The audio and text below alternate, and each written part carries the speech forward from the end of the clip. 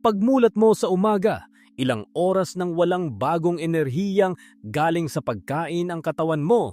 Pero kapag nilaktawan mo ang almusal, hindi naman biglang titigil ang katawan mo sa paggana. Sa halip, gagamitin muna nito ang glucose na umiikot pa sa dugo. Tutulong din ang atay sa pamamagitan ng pagpapakawala ng nakaimbak na glucose. Ang nakaimbak na glucose na ito ay tinatawag na glycogen.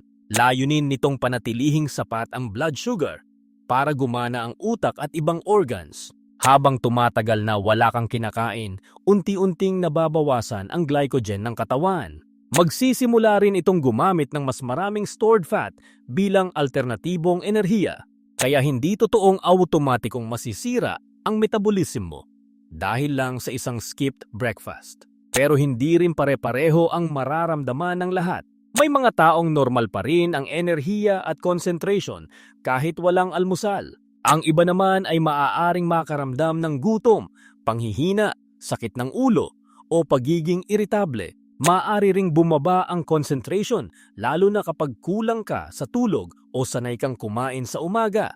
Kapag sobrang gutom ka na pagsapit ng tanghali, maaaring mas mahirap kontrolin ang dami ng pagkain. Mas madali ka ring matuksong pumili ng matatamis o high-calorie na pagkain. Pero hindi ibig sabihin na lahat ng nag-skip ng breakfast ay siguradong mapaparami ang kain. Sa mga pag-aaral, magkakaiba ang epekto nito sa appetite at kabuuang calories sa buong araw.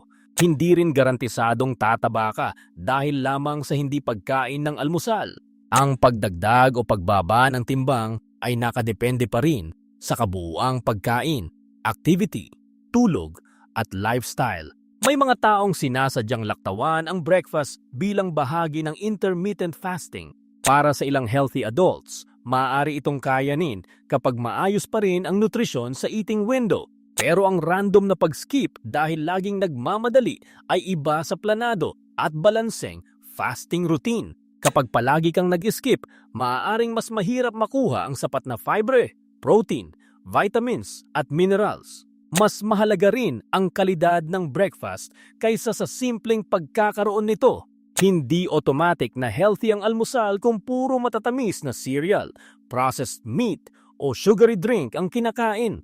Mas magandang morning meal ang may protein, fiber, healthy fat at minimally processed carbohydrates. Halimbawa nito ang itlog, oatmeal, prutas, yogurt, gulay o whole grain bread. Mas dapat mag-ingat ang mga bata, buntis, may diabetes o umiinom ng gamot na nakapagpapababa ng blood sugar.